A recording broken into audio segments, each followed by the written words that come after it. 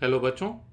Last class में हमने सीखा था कि किस तरह से एवरेज स्पीड हम लोग कैलकुलेट कर रहे होते हैं अलग अलग दिए हुए सिचुएशंस में। लास्ट क्लास में मैं आपको एक क्वेश्चन भी दिया था अंत में करने के लिए। सवाल इस तरह से था कि एक पार्टिकल है जो कि स्ट्रेट लाइन में जा रहा होता है। उस पार्टिकल के लिए डिस्टेंस ट्रेवल्ड और टाइम टेकन, इन दोनों के बीच में जो रिलेशन है ये x equals to t square इस इक्वेशन के मुताबिक दिया जा रहा है। ठीक है, अब सवाल का पहला हिस्सा ये था, find average speed from t equals to 0 to t equals to 4 second. मैं आपको अंदाजे से बता भी दिया था कि किस तरह से क्वेश्चन को सॉल्व करना है। उसी को हम लोग एकदम सिक्वेंशियली सॉल्व करने की कोशिश करते हैं। देखो, फर्स्ट पार्ट सॉल्यूशन का, एट t इक्वल्स टू 0, समय जब 0 के बराबर था उस वक्त पार्टिकल कहां पर था? तो x इक्वल्स टू 0 पर था। कैसे पता चला? हमें किसी फॉर्मूले के मुताबिक पता चला। t का वैल्यू अगर 4 सेकेंड रख दिया जाता है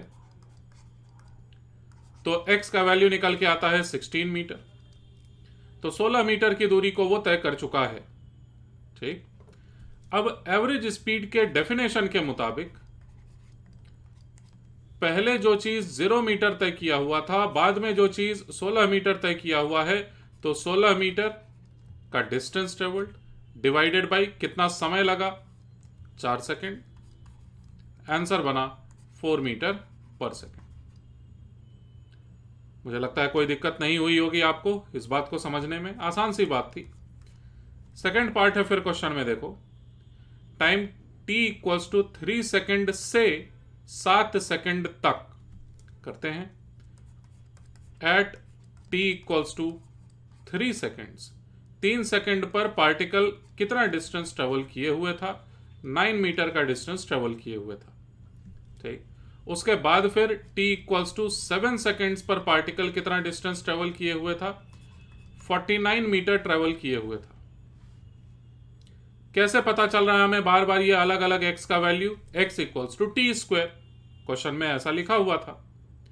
खैर, तो एवरेज स्पीड के कैलकुलेशन के लिए हमें जरूरत है, सुनना ध्यान से, 3 सेकेंड से 7 सेकेंड तक के बीच में होने वाला डिस्टेंस ट्रेवल।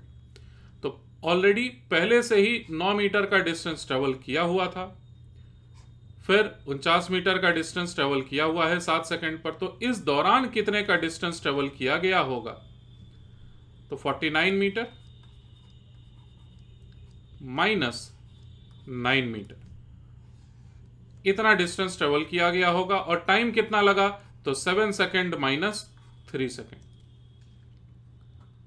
समझ पाए होंगे इस बात को। अंत में जो आंसर निकला हमारे पास वो है 40 metre divided by 4 second. Answer है फाइनल हमारा 10 मीटर पर सेकेंड। इसमें भी कोई दिक्कत नहीं हुई होगी, लेकिन दिक्कत की शुरुआत तो थर्ड पार्ट में है। सवाल के तीसरे पार्ट में यह कहा गया था 5 सेकेंड पर कितनी वेलोसिटी है ये बताएं, या स्पीड है ये बताएं। तो हमें पता करने के लिए कहा गया स्पीड एट 5 सेकेंड्स। करेंगे क्वेश्चन को सॉल्व, लेकिन यहां पर बहुत अच्छे से पहले समझने की जरूरत है कि आखिर पूछा क्या जा रहा है सवाल में। बच्चों देखो, फर्स्ट पार्ट में आपसे यह पूछा गया कि 0 सेकेंड से कितना सेकेंड था? 4 सेकेंड तक। 0 सेकेंड से 4 सेकेंड तक आप एवरेज स्पीड बताइए। फर्स्ट पार्ट में ऐसा पूछा गया था। सेकेंड पार्ट में पूछा गया 3 सेकेंड्स से 7 सेकेंड्स तक। तो फर्स्ट पार्ट का मतलब यह है, सुनना ध्यान से, फर्स्ट पार्ट का मतलब यह है कि मेरी आंखें बंद हैं, जैसे ही t इक्वल्स टू 0 हुआ है मेरे घड़ी में, आंखों को खोलता हूं, 1 सेकंड बीता, 2 सेकंड बीता, 3 सेकंड बीता, 4 सेकंड बीता, आंखों को बंद कर लिया। तो बताइए मैं कितने समय तक पार्टिकल को देखते रहा? 0 से 4 सेकंड तक। ठीक, फर्स्ट पार्ट का मीनिंग ये हुआ। सेकंड पार्ट के बारे में समझो। सेकंड पार्ट का मतलब यह है, मेरी घड़ी में 0 सेकंड हुआ है, अभी मेरी आंखें बंद है। 1 सेकंड हो गया, मेरी आंखें बंद है। 2 सेकंड हो गया, मेरी आंखें बंद है। 3 सेकंड जैसे ही होता है मैं अपनी आंखों को खोलता हूं। 4 सेकंड, 5 सेकंड, 6 सेकंड, 7 सेकंड, तुरंत आंखों को बंद कर लिया। तो मतलब कितने समय के दौरान मैं पार्टिकल को देख रहा था? 3 सेकंड से 7 सेकंड तक। और इस दौरान मैं पार्टिकल की क्या एवरेज वेलोसिटी देखूंगा? तो जब तक मैं पार्टिकल को देख रहा हूं, मतलब पार्टिकल को देखना शुरू ही किया 9 मीटर से और अंत में देख रहा हूं मैं 49 मीटर पर पहुंचा हुआ है, तो घटा देंगे दोनों को, पता चल जाएगा कितना डिस्टेंस मैं देखा उसको ट्रेवल करते हुए। उसको 4 सेकंड से डिवाइड कर दिया, आंसर आ गया, बहुत बढ़िया। लेकिन थर्ड पार्ट, आखिर थर्ड पार्ट का मतलब क्या है? एट 5 सेकंड स्पीड का क्या मतलब है? एकदम अच्छे से सुनिए। मेरी घड़ी में 0 सेकंड हुआ है, मेरी आंखें बंद है, मैं पार्टिकल को देख ही नहीं रहा। 1 सेकंड बीत गया, मेरी आंखें बंद है। 2 सेकंड बीत गया, 3 सेकंड बीत गया, 4 सेकंड बीत गया, 5वां सेकंड जैसे ही शुरू होता है मैं पार्टिकल को देखा, तुरंत आंख बंद कर लिया। समझे? इस बार क्या है, 5 सेकंड जैसे ही बीता मैं तुरंत पार्टिकल को देखा, आंखों को बंद कर लिया। फिर यह मतलब है एट 5 सेकंड स्पीड का।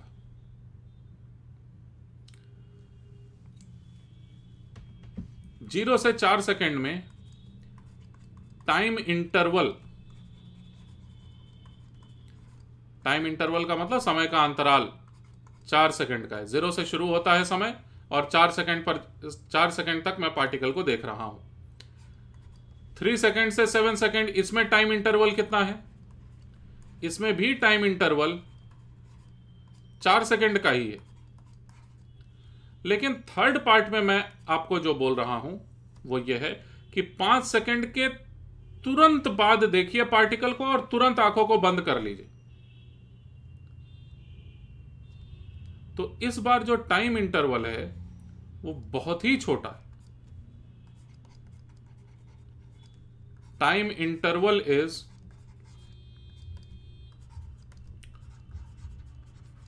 Very small. मतलब तुरंत एक झटके से पार्टिकल को बस ऐसे, आंखें बंद हैं, पलक झपकाने भर की बात है, देखना है, बंद कर लेना है आंखों को। शायद आप वीडियो रिकॉर्डिंग में देख भी नहीं पाए होंगे कि मैं आंखों को कब खोला, बंद कर लिया। तो यही काम करना है। और अगर मैं केवल जस्ट आंखों को खोला उसके बाद बंद कर लिया तो मैं क्या देखूंगा? पार्टिकल का एवरेज स्पीड कितना है इस दौरान। तो आप ये कहेंगे कि सर एवरेज स्पीड के फॉर्मूले के मुताबिक क्या होता है फॉर्मूला? डिस्टेंस ट्रेवल्ड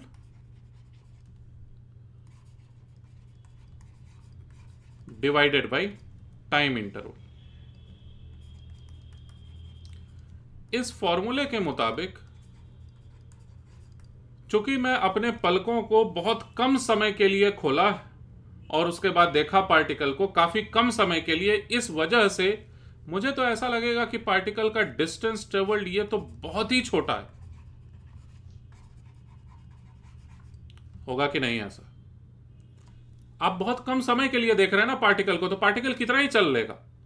पार्टिकल बहुत ही कम चल पाएगा, जिस कारण से डिस्टेंस ट्रेवल्ड बहुत ही छोटा आएगा। चलो मान लेते हैं 0 आएगा, तो एवरेज स्पीड इस कारण से बन गया 0। नहीं नहीं नहीं, बिल्कुल नहीं।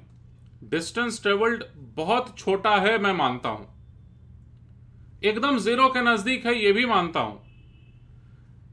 लेकिन जो टाइम इंटरवल है ना, ये टाइम इंटरवल ये भी बहुत ज्यादा छोटा है, ऑल्सो वेरी स्मॉल। ये जो टाइम इंटरवल है ये भी बहुत छोटा है। मैं क्या कहना चाह रहा हूं समझने की कोशिश करिए। बात यह है, बहुत छोटा नंबर है, मान लो 0.0001, और एक दूसरा नंबर भी है 0.001, दो नंबर से मान लो x और y, थोड़ा सा मैथमेटिक्स हम लोग सीख रहे हैं, x और y दो नंबर से, इन दोनों को ऐड कर दो, वेरी स्मॉल, दोनों को ऐड करिएगा बहुत ही छोटा नंबर आएगा। दोनों को सब्ट्रैक्ट कर दो, x माइनस वाई कर दो, वो भी बहुत छोटा नंबर आएगा, या y माइनस एक्स कर लो, वेरी स्मॉल आएगा। x मल्टीप्लाइड बाई y कर दो, ये भी बहुत ही छोटा आएगा। लेकिन मजे की बात यह है कि x डिवाइडेड बाई y या फिर y डिवाइडेड बाई x अगर आप कर देंगे तो ये बहुत छोटा आएगा, इस बात की गारंटी नहीं है। y डिवाइडेड बाई x देखिए कितना आ रहा है यहां पर, y डिवाइडेड बाई x का वैल्यू यहां पर आ रहा है 10। इस एग्जाम्पल से मैं क्या सिद्ध करना चाहता हूं, मैं बस आपको यह बताना चाहता हूं, दो बहुत ही छोटे नंबर्स को जोड़ दो, घटा दो, गुना कर दो, आंसर बहुत ही छोटा नंबर आएगा। लेकिन दो बहुत ही छोटे नंबर्स को आपस में डिवाइड कर दो, कोई जरूरी नहीं है छोटा नंबर आए। यही हुआ है यहां पर, इस जगह पर यही हुआ। मुझे पता है कि डिस्टेंस ट्रेवल्ड बहुत ही कम है, क्योंकि मैं बहुत कम समय के लिए पार्टिकल को देखा, तो वो कितना ही जा पाएगा। तो पार्टिकल दरअसल बहुत ही कम दूरी तय किया है और बहुत कम समय के लिए हम लोग पार्टिकल को देखे भी हैं। तो इस कारण से ये कह देना कि आंसर बहुत छोटा आएगा या जीरो आएगा, ऐसा नहीं है। तो सबसे पहले आप यही बात लिखेंगे, निकालेंगे आंसर प्रॉपरली हम लोग, इसी पर हम लोगों का पूरा क्लास आज का फोकस्ड रहेगा। तो सुनिएगा ध्यान से, distance will be very small, मानता हूं इस बात को। Time interval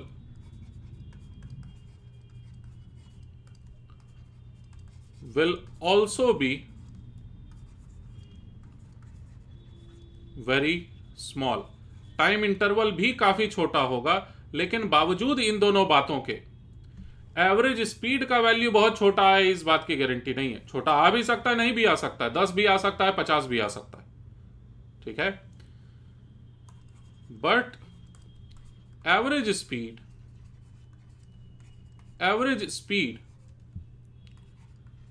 needs not to be small. सबसे पहले इस कंसेप्ट को सीख गए हम लोग। अच्छा, अब क्वेश्चन को सॉल्व करके सही आंसर तक पहुंचे कैसे। मुझे ऐसा लगा था कि आपके मन में ये बातें होंगी कि जीरो जरूर से आंसर है, इसी को मैं क्लैरिफाई किया सबसे पहले। अब हम लोग आगे बढ़ रहे हैं और आंसर तक पहुंचने की कोशिश करते हैं। चलो एक काम करते हैं, x equals to t square, यह पहले से सवाल में दिया हुआ था। हम लोग क्या करेंगे, at t equals to 5 second हम लोग देख लेंगे कि पार्टिकल की हालत क्या है, यानी x का वैल्यू हम लोग निकाल लेंगे कितना आएगा। और फिर क्या करेंगे, एट t इक्वल्स टू, अरे भाई आंखों को खोले हैं तो कुछ समय के लिए तो खोलेंगे ना आंखों को, मैं पार्टिकल को कुछ समय के लिए तो देखा ही हूं, इस वजह से चलो मान लेता हूं मैं 5.1 सेकेंड, ठीक। t इक्वल्स टू 5 सेकेंड से t इक्वल्स टू 5.1 सेकेंड तक के बीच में हम लोग एवरेज वेलोसिटी कैलकुलेट कर लेते हैं। शायद मेरी बात नहीं समझ पा रहे हैं आप, मैं करके दिखाता हूं, आपको थोड़ा सा और अच्छे से समझ में आएगा। मैं ये कह रहा हूं कि t इक्वल्स टू 5 सेकेंड पर आप x का वैल्यू निकाल लीजिए। x का value t equals to 5 second पर कितना आएगा, तो देखो x 5 सेकेंड पर, ऐसे मैं लिख दिया, x का वैल्यू 5 सेकेंड पर 25 मीटर आएगा कि नहीं। x equals to t square formula use कर लिए। अच्छा, x 5.1 सेकेंड पर जरा आप देखिए अच्छे से। अच्छा एक काम करते हैं ना, तुम करो कैलकुलेट, मैं क्यों करूं। तो 5 सेकेंड पर आप कैलकुलेट करिए, 5.1 सेकेंड पर कैलकुलेट करिए, दोनों को घटा दीजिए, आ जाएगा डिस्टेंस ट्रेवल्ड। और डिवाइड कर देना टाइम इंटरवल से। देखो तो जरा मुझसे पहले सॉल्व करके कितना आंसर आ रहा है तुम्हारा। चलिए मैं मान के चलूंगा आपने वीडियो को पॉज करके खुद से सॉल्व कर लिया है। फाइनल आंसर आपके पास ऑलरेडी लिखा हुआ है, मैं भी सॉल्व कर रहा हूं। 5.1 का जो भी होल स्क्वायर होगा माइनस 5 का जो भी होल स्क्वायर होगा, यही है ना। डिस्टेंस ट्रेवल्ड 5.1 सेकेंड में, डिस्टेंस ट्रेवल्ड 5 सेकेंड्स में, होल डिवाइडेड बाई क्या करना है, 5.1 में से घटा देना है 5 को। ऊपर में जो लिखा हुआ है यह है डिस्टेंस ट्रेवल्ड,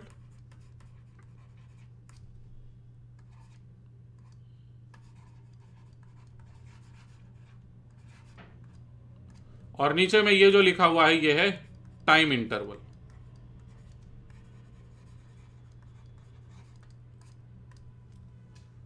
ठीक है ना। तो एवरेज स्पीड इक्वल्स टू इतना आना चाहिए था। तो एवरेज स्पीड जरा देखते हैं कितना आंसर आ रहा है। तो मुझे लगता है कि मैं थोड़ा अलजेब्रा यूज कर लूंगा। यहां पर ए स्क्वायर माइनस बी स्क्वायर का फॉर्मूला लगाने जा रहा हूं मैं। देखिएगा आप जरा ध्यान से, 10.1 ए प्लस बी, और ए माइनस बी के लिए बनता है हमारे पास 0.1, और डिनोमिनेटर में तो 0.1 पहले से लिखा हुआ है, तो ये दोनों कैंसिल हो गया। फाइनल आंसर बना हमारे पास 10.1। यूनिट को मैं कुछ देर के लिए छोड़ दिया था, लेकिन फाइनली जरूर लिखना चाहिए 10.1 मीटर पर सेकेंड। समझ गए बात। लेकिन याद रखना ये बहुत ज्यादा सही नहीं है, क्योंकि हमने अपने मर्जी से मान लिया कि 0.1 सेकेंड के लिए हम लोगों ने अपनी आंखों को खोल रखा है। मतलब 5 सेकेंड से 5.1 सेकेंड तक अपनी आंखों को खोले रखा, यह हमने माना है ना। इस कारण से यह बहुत ज्यादा सही नहीं है। इसको और सही कैसे बनाया जाए? इसको और सही बनाने के लिए चलिए एक काम करते हैं हम लोग। मेरे साथ साथ करना इस बार, मेरे साथ साथ भी नहीं, मुझसे पहले करना इस बार। t इक्वल्स टू 5 सेकेंड से t इक्वल्स टू 5.01 सेकेंड तक, यानी from t equals to 5 second से to t equals to 5.01 second तक जरा डिस्टेंस ट्रेवल निकालिए, टाइम इंटरवल निकालिए, दोनों को डिवाइड कर दीजिए, देखिए कितना आता है।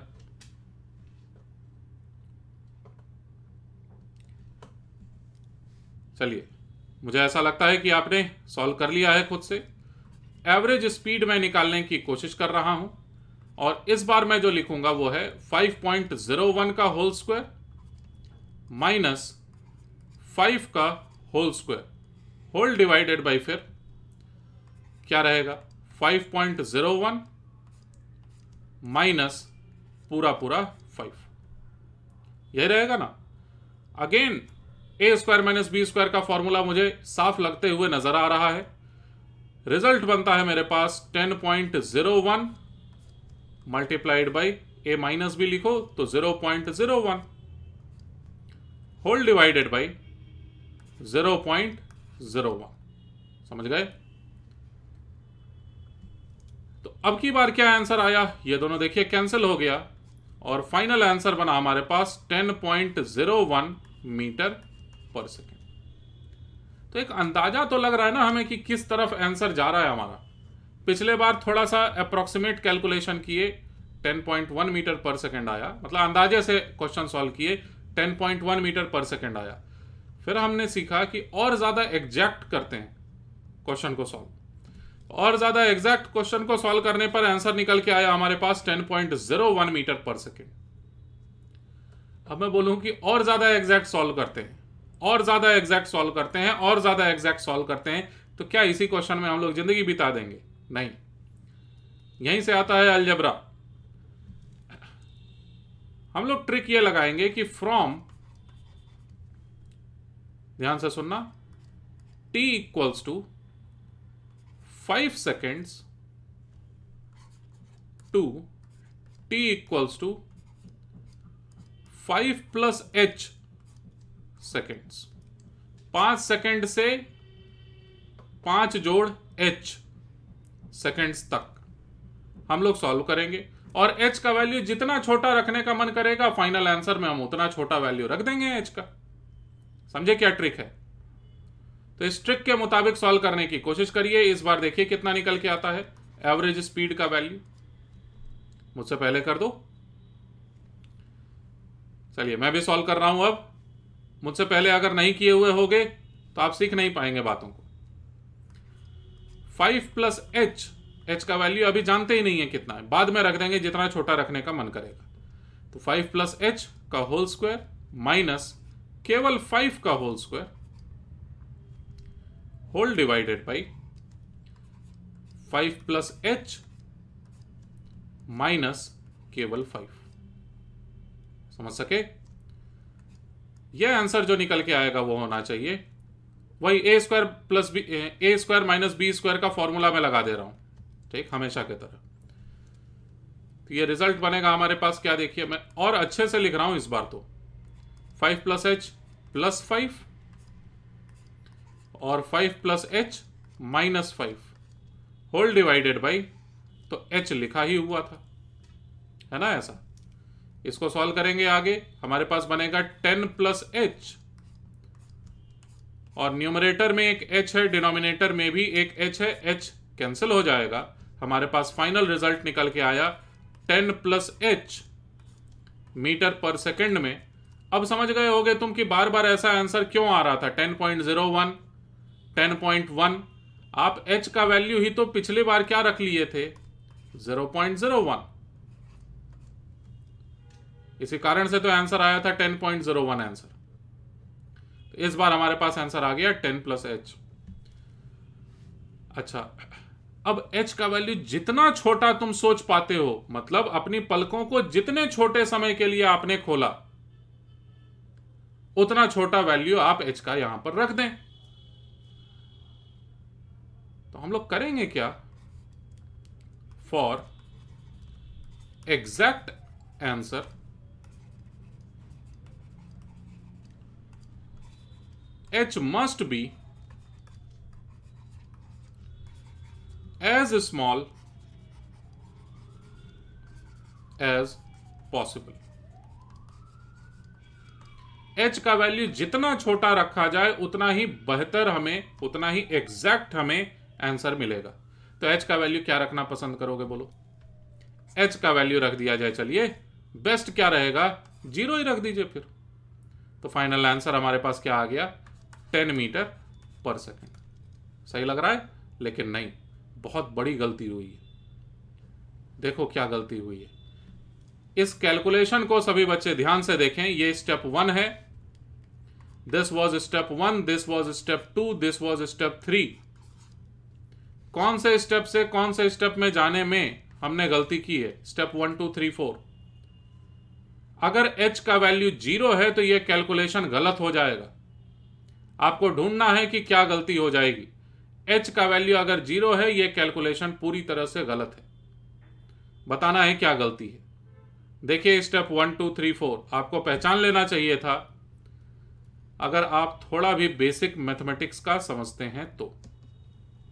सबसे बड़ी गलती यह हुई है कि आप h और h को यहां पर कैंसिल किए हो। कैंसिल करना मतलब h डिवाइडेड बाई h को आप 1 बोल दिए हो, यह गलत हो जाएगा। h को जैसे ही आप 0 रखिएगा, 0 divided by 0 is not equal to 1। 0 by 0 actually में अनडिफाइंड होता है।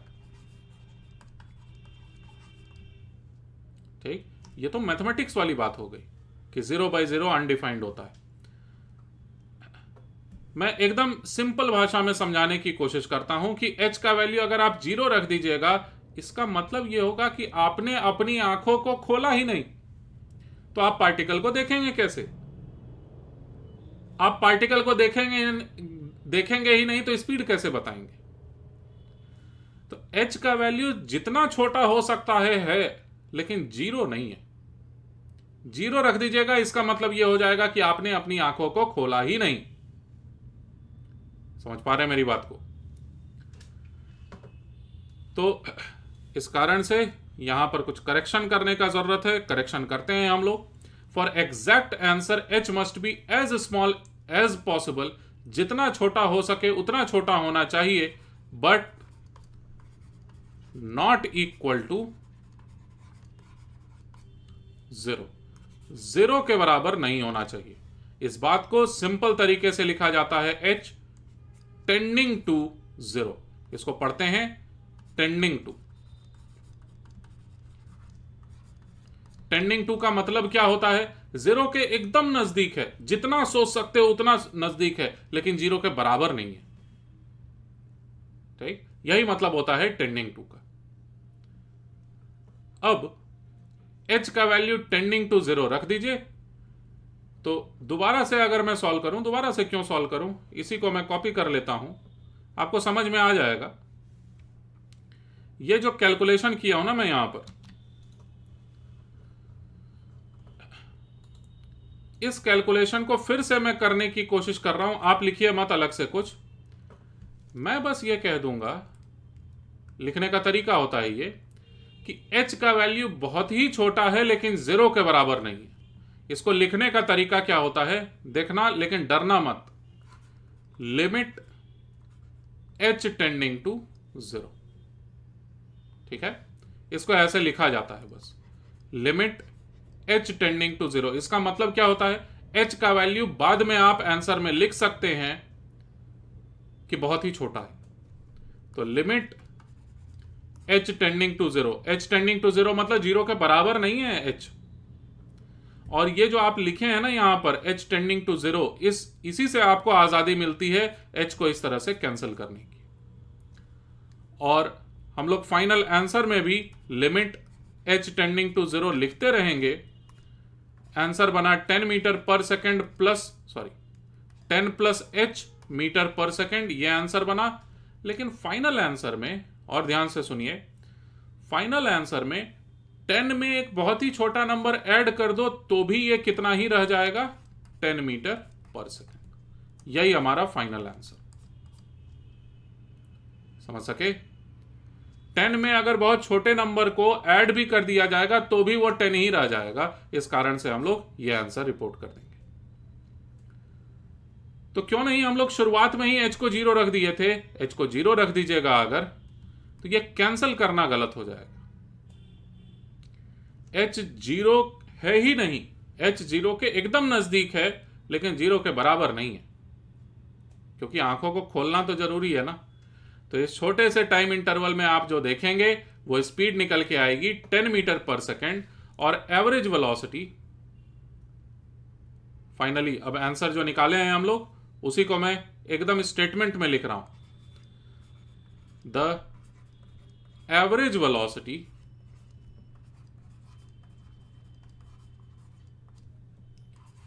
During a time interval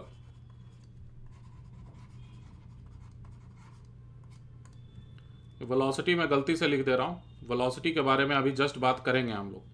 the average speed, ये स्पीड था, the average speed during a time interval tending to 0, बहुत छोटा टाइम इंटरवल है ना, तो टेंडिंग टू 0 टाइम इंटरवल के दौरान, the average speed during a time interval tending to 0 is known as, इसे कहते हैं इंस्टेंटेनियस,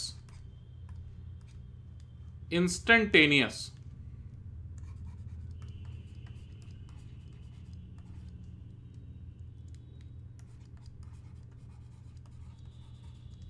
इंस्टेंटेनियस स्पीड इसे कहते हैं। ठीक, यह कहलाता है इंस्टेंटेनियस स्पीड। और दरअसल इस क्वेश्चन के फर्स्ट पार्ट में हमने एवरेज स्पीड निकाला, सेकंड पार्ट में एवरेज स्पीड निकाला, थर्ड पार्ट में हमने इंस्टेंटेनियस स्पीड निकाला है। क्षणिक स्पीड है ये, मतलब एक क्षण मात्र के लिए, एक मोमेंट के लिए हमने आंखों को खोला, तुरंत बंद कर लिया। तो इस दौरान निकलने वाला जो स्पीड होता है इसे एवरेज स्पीड ही कहते हैं, लेकिन इसको साथ में फिर इंस्टेंटेनियस स्पीड भी कहते हैं। ठीक, तो हमने फाइनली सीखा ये कि इंस्टेंटेनियस स्पीड,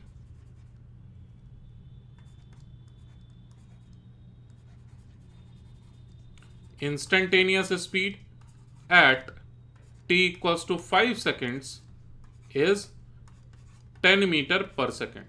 हमने ये फाइनली सीख लिया कि इंस्टेंटेनियस स्पीड का वैल्यू इतना आएगा। और साथ में अब हम लोग तैयार हैं इंस्टेंटेनियस स्पीड का फॉर्मूला लिखने के लिए, लेकिन उससे पहले जरा रिवाइज कर लो। एवरेज स्पीड का फॉर्मूला क्या हुआ करता था? डिस्टेंस ट्रेवल्ड, मान लीजिए उसको मैं लिख रहा हूं डेल्टा एक्स से डिवाइडेड बाई डेल्टा टी, यह हुआ करता था एवरेज स्पीड का फॉर्मूला। सिंबल्स में लिख रहा हूं मैं, delta x divided by delta T. Instantaneous speed का क्या फॉर्मूला है?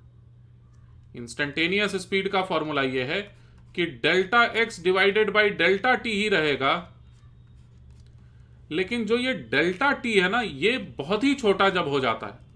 मतलब फिर से सुनो, आंखें बंद हैं, आंखों को खोले, कुछ देर तक देखते रहे पार्टिकल को, फिर आंखों को बंद कर लिए। अगर ऐसा काम कर रहे हो आप, तो आप एवरेज स्पीड निकाल रहे हो। लेकिन अगर आपकी आंखें बंद हैं, अचानक से खोले और उसके बाद बंद कर लिए, शायद वीडियो में रिकॉर्ड नहीं हो पाया होगा, लेकिन अचानक से आंखों को खोले उसके बाद बंद कर लिए, तो ऐसे में जो स्पीड निकल के आएगा, दिखाई देगा हमें पार्टिकल का, उसी को कहते हैं हम लोग इंस्टेंटेनियस स्पीड। यानी डेल्टा टी वाला जो टाइम इंटरवल है, ये बहुत छोटा होना चाहिए। बहुत छोटा का मतलब क्या? क्या जीरो हो जाएगा तो चलेगा? नहीं, जीरो होने पर नहीं चलेगा, क्योंकि इसका मतलब तो यह निकला कि आंखें आपकी बंद हैं। इसको लिखा ऐसे जाता है, limit delta t tending to zero. डरे तो नहीं? चलिए, बहुत अच्छी बात। तो इंस्टेंटेनियस स्पीड तक हम लोग पहुंचे। इसी को ना अब कुछ कुछ मैं लिख देता हूं। आप बस यही है कि नई बातें हैं, अचानक से जब नई बातें ढेर सारी आने लगती हैं तो बच्चे अक्सर डर जाते हैं। आप बस डरिएगा मत।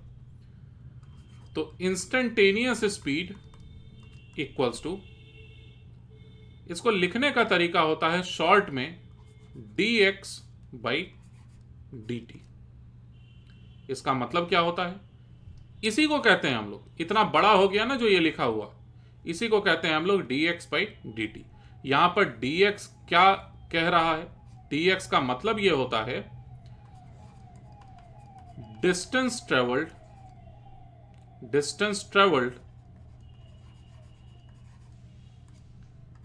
in very small time interval।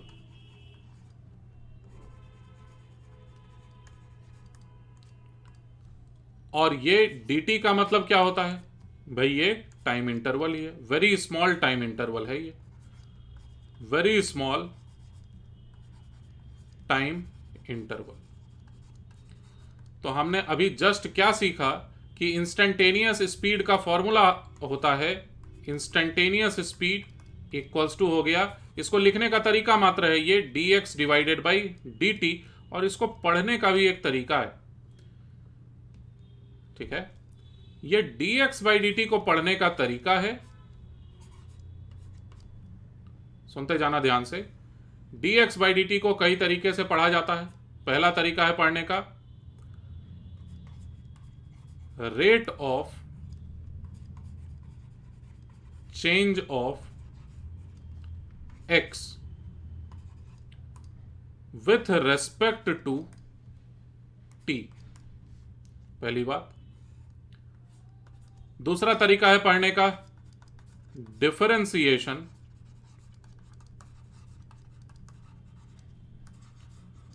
Of x with respect to t। यह केवल इसी का नाम है, dx बाई dt को यह अलग अलग नामों से भी जाना जाता है। अच्छा, हम लोग तो लेकिन क्वेश्चन सॉल्व कर रहे थे ना, क्वेश्चन सॉल्व करते करते हम लोग ये सारी बातों से होके गुजरे। जो ये अभी अभी डिस्कशन किया हूं मैं कि इंस्टेंटेनियस स्पीड का वैल्यू जो निकल के आया था 10 मीटर पर सेकेंड निकल के आया था, ठीक उसी तर्ज पर, ठीक उसी मेथड से, इसी वाले मेथड से ये h मान के और लास्ट में जाके h को टेंडिंग टू जीरो रख करके जरा आप कैलकुलेट करिए। और नेक्स्ट पार्ट में दे रहा हूं, 3 पार्ट कर चुके हैं हम लोग, इतनी बातें सीख चुके हैं हम लोग, अब 4th पार्ट में दे रहा हूं आपको क्वेश्चन सॉल्व करने के लिए। करिएगा आप इसे, find speed at t equals to 10 seconds. जरा करिए सॉल्व। स्पीड का वैल्यू 10 सेकेंड्स पर पता करिए, वही एच वाले मेथड से, जैसे बताया हूं एकदम बेसिक से, ठीक है ना।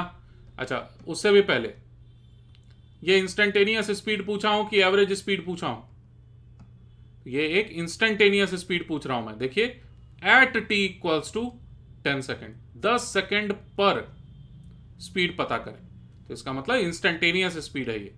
जरा करिए कोशिश आप।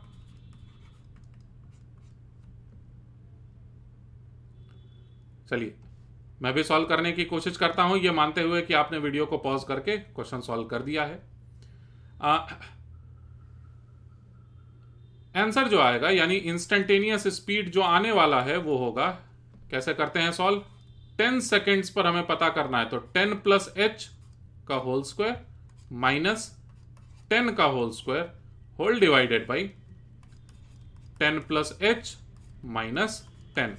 यह सिर्फ और सिर्फ मैं आपको इसलिए दिया हूं ताकि आपको लिखने का प्रैक्टिस हो जाए, एच टेंडिंग टू 0, आपको इस बात से डर ना लगे। फिर ये इक्वेशन लिखे होंगे आप। अब बार बार आपको ये लिखना पड़ेगा क्योंकि ये हमें h को कैंसिल करने की आजादी हमें यही देगा, साइड में जो लिखा हुआ है लिमिट h टेंडिंग टू 0, ठीक है ना। इसको सॉल्व करेंगे, फाइनल आंसर आएगा हमारे पास 20 मल्टीप्लाइड बाई एच, नहीं 20 plus h multiplied by h whole divided by h. करोगे ना कैंसिल, फिर ये कैंसिल हो गया। 20 प्लस एच, फाइनल आंसर बना हमारे पास 20 मीटर पर सेकेंड। तो हमने ये सीखा कि 5 सेकेंड पर स्पीड कितना है, 10 मीटर पर सेकेंड। 10 सेकेंड पर स्पीड कितना है, 20 metre per second.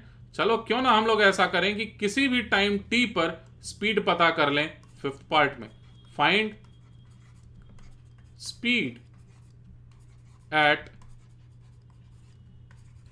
Any general time t, किसी जनरल टाइम t पर स्पीड पता कर लीजिए। तो मुझे लगता है आप कर लेंगे, कोशिश करिए। चलिए इस बार फिर से सॉल्व कर रहा हूं मैं, देखिएगा ध्यान से। जो स्पीड निकल के आएगा इंस्टेंटेनियस वाला, इस बार फिर से इंस्टेंटेनियस स्पीड ही पूछा जा रहा है। इंस्टेंटेनियस स्पीड का वैल्यू इस बार निकल के आएगा t प्लस एच का होल स्क्वायर माइनस t का होल स्क्वायर डिवाइडेड बाई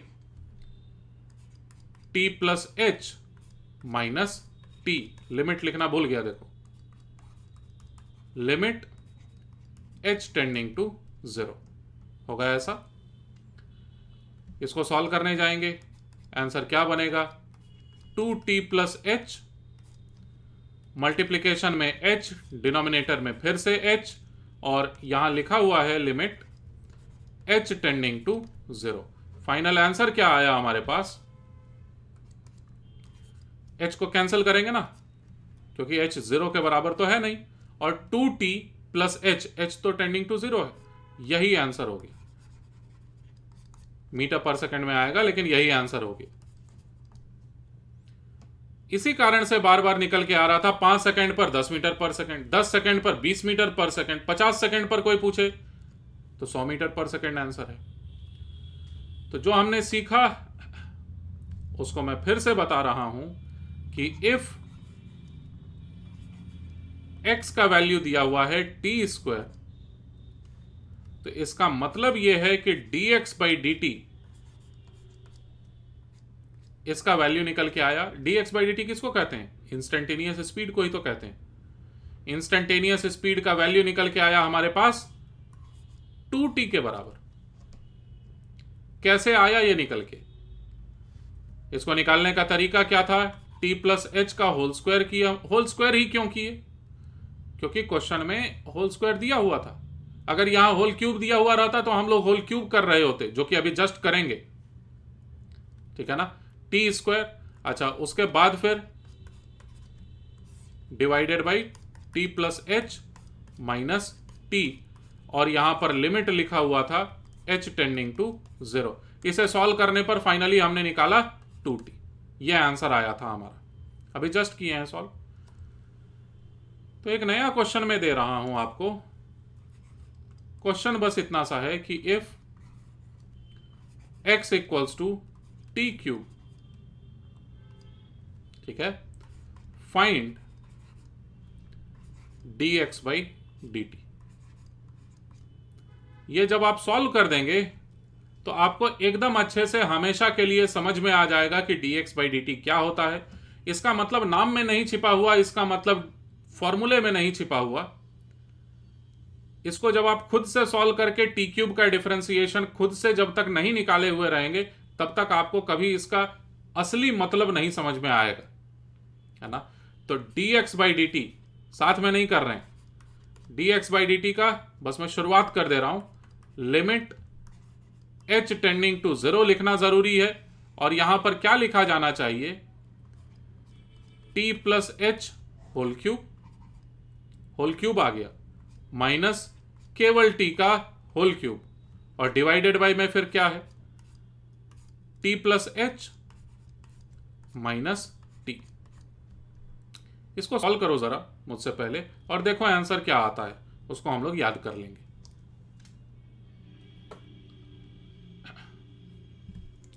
चलिए भाई, मुझे लगता है आपने सॉल्व कर लिया है इसे।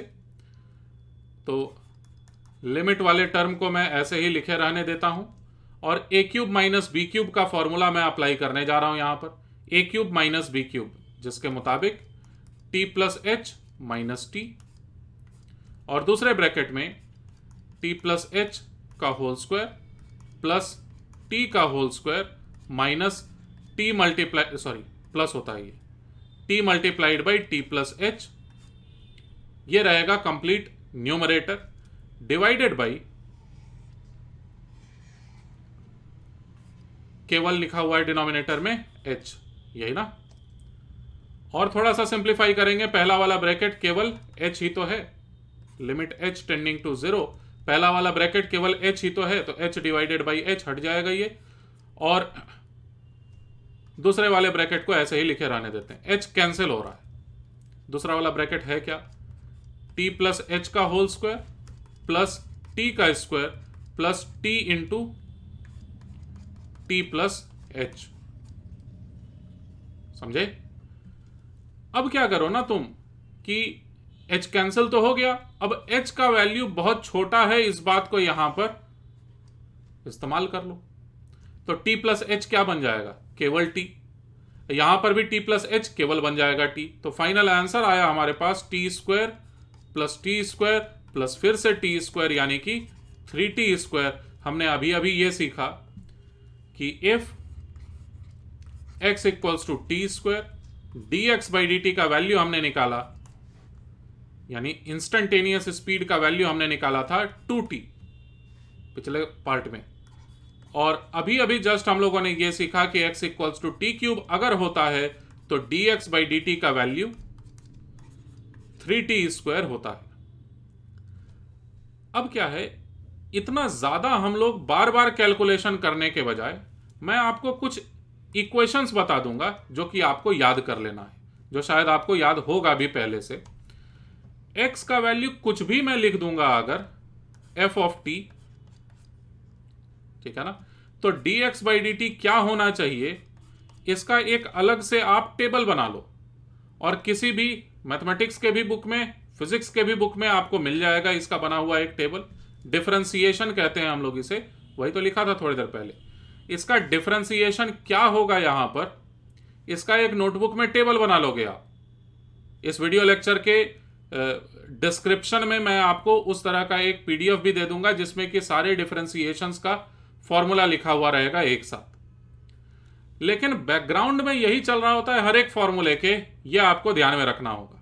और नेक्स्ट वीडियो लेक्चर से हम लोग इन्हीं फॉर्मूले का डायरेक्ट इस्तेमाल करना भी सीखेंगे, और साथ में हम लोग थोड़ा सा फोकस करेंगे अब एवरेज वेलोसिटी पर भी। एवरेज वेलोसिटी क्या होता है, वेलोसिटी क्या होता है, वेक्टर क्वांटिटीज क्या होते हैं, स्केलर क्वांटिटीज क्या होते हैं, ये सब स्केलर वेक्टर में मान के चलूंगा कि आपको आता है। उस पर डिस्कशन हम लोगों का थोड़ा सा कम होगा, लेकिन होगा, ठीक है ना। ये डिफरेंशिएशन का फॉर्मूला अगले वीडियो लेक्चर के पहले आपको हर एक फॉर्मूला याद हो जाना चाहिए, क्योंकि इसका जबरदस्त इस्तेमाल करने वाले हैं हम लोग जस्ट कुछ लेक्चर्स में। ठीक, मिलते हैं हम लोग नेक्स्ट वीडियो लेक्चर में।